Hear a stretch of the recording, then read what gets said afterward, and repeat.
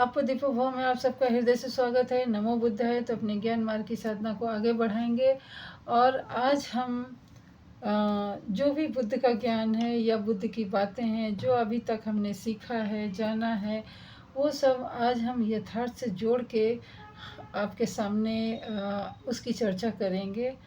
क्योंकि ज़रूरत से ज़्यादा किताबें पढ़ने से या सिर्फ ज्ञान को अनुसरण सुनने से वो ज्ञान केवल हमारे हमारे तक सीमित रह जाता है। और जब हम उस ज्ञान को किसी और को बताते हैं या सुनाते हैं तो उसको कोरी कल्पना लगती है। तो इस ज्ञान को जैसे बुद्ध का 12,100 साल का बाद भी आज उनके ज्ञान में तरोताजगी है। तो वो ज्ञान में तरोताजगी आई कहाँ से? वो यहीं से आई कि बुद्ध का ज्ञान यथार्थ से कितना जुड़ा हुआ है। जैसे कि आज आप लोगों ने देखा होगा कि काफ़ी दिनों से लोग अपने न्याय के लिए, अपने हक के लिए कुछ धरना दे रहे थे।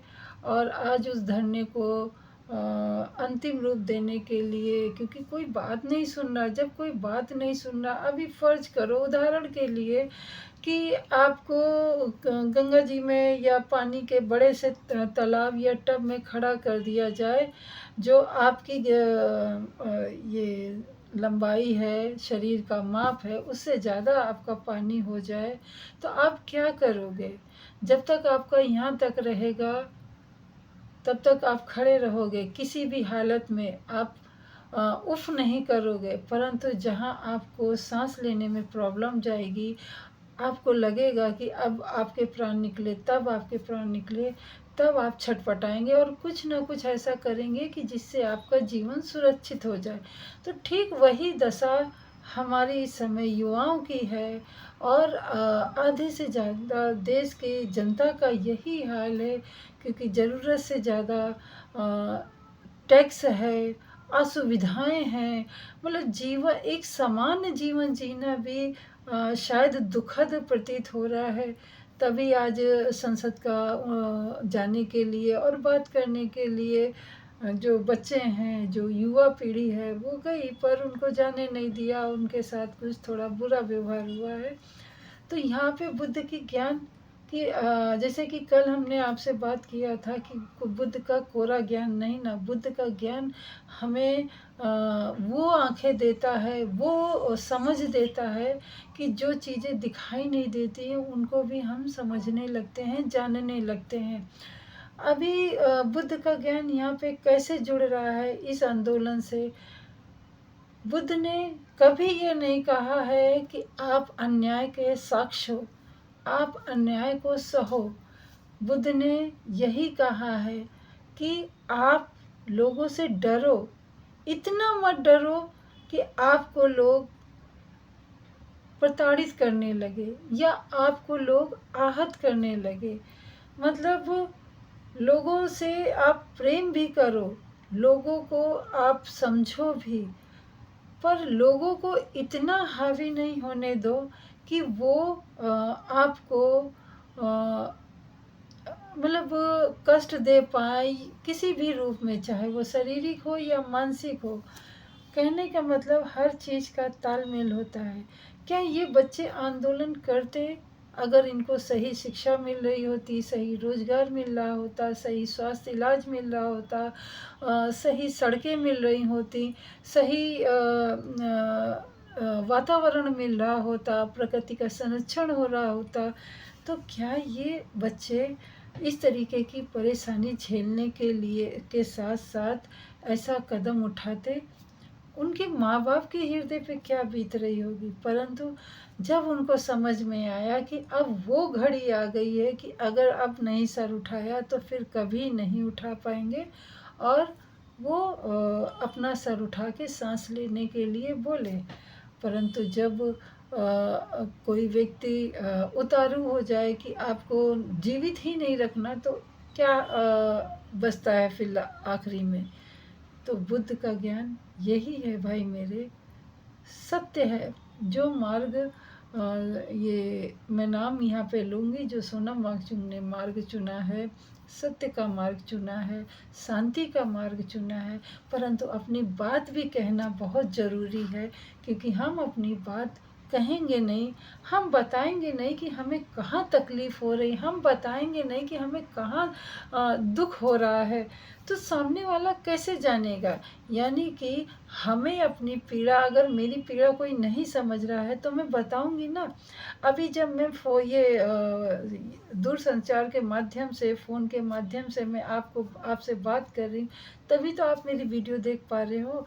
उसी प्रकार और आप भी आप अपने घर में ये अनुभव करके भी देखिए, प्रमाणित भी करके देखिए कि अगर आप अपने मन में की बात मन में ही रखते हैं, किसी को भी नहीं बताते, किसी से जाहिर भी नहीं करते हैं, फिर भी आप उम्मीद करेंगे कि कोई हमारे मन की बात जान ले और हमारा दुख दर्द दूर हो जाए, तो ऐसा कदापि नहीं होगा। क्योंकि इतना अंतर्यामी कोई भी नहीं है। जब तक आप उसको हिंट नहीं दोगे, जब तक आप उसको सांकेतिक भाषा में बताओगे नहीं, या फिर खुल के नहीं बताओगे, आपका जो सुख है या दुख है कम नहीं होने वाला है, ना ही कोई जानने वाला है। उसके लिए हमें अपना बौद्धिक स्तर बढ़ाना होगा। और बौद्धिक स्तर किससे बढ़ता है? हमारे प्राणायाम से, या फिर अपनी सांसों के माध्यम से, ध्यान साधना करके, और अपने मन को बिल्कुल एकाग्र करके देखने से ही हमारा ये बौद्धिक स्तर बढ़ता है। तो अगर बुद्ध आज इतने प्रचलित हैं, या फिर उनका बुद्ध का ज्ञान आज भी तरोताज़ा है, तो इसी कारण तरोताज़ा है कि बुद्ध आज भी हमारे वर्तमान में अपने ज्ञान के द्वारा हमें मार्ग दिखा रहे हैं, सत्य का मार्ग दिखा रहे हैं, सहनशीलता का मार्ग दिखा रहे हैं, सहिष्णुता का मार्ग दिखा रहे हैं, और विवेकशील होने का मार्ग दिखा रहे हैं, अनुशासनशील होने का मार्ग दिखा रहे हैं।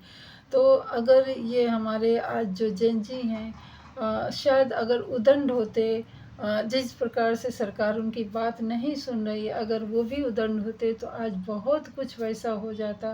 परंतु फिर भी मैं यही कहूँगी कि सोनम वांगचुक जो कह रहे हैं कि गांधी का मार्ग है, सच पूछिए तो महात्मा गांधी भी विपश्यना करते थे, ध्यान साधना करते थे। भले उसको रूप कुछ और दिया हो, परंतु उन्हें भी बुद्ध का महत्व पता था, अपनी सांसों का महत्व पता था, अपनी सांसों को साधना आता था, सांसों के माध्यम से वो क्या क्या कर सकते हैं वो उनको सब मालूम था। परंतु उन्होंने बताया दूसरे तरीके से। शायद गांधी जी की यही थोड़ा सा फेरबदल हो गया। परंतु वही कुछ सालों के बाद अंबेडकर जी ने खुलेआम सबके सामने मरने से थोड़े दिन पहले ही बुद्ध धर्म को अपनाया, और ये बताया कि यही एक ऐसा धम्म है जहाँ पे आप निश्चल होके और स्वाभिमान के साथ जी सकते हो और अपने आप को जान सकते हो। तो हमारे जो बुद्ध का ज्ञान है वो सबके लिए है, आज भी वर्तमान से जुड़ा है। केवल हमें अपना नज़रिया बदलना है, उसको देखने की दृष्टि वो लानी है, और वो दृष्टि आएगी हमें सिर्फ अपनी सांसों पे ध्यान देके और अपने मन को एकाग्र करके।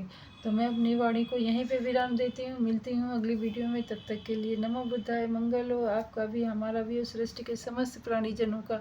और जो संसद पे बच्चे हैं और युवा हैं, उनको प्रकृति सृष्टि ताकत दे और न्याय के प्रति सजग खड़े रहने का बल दे।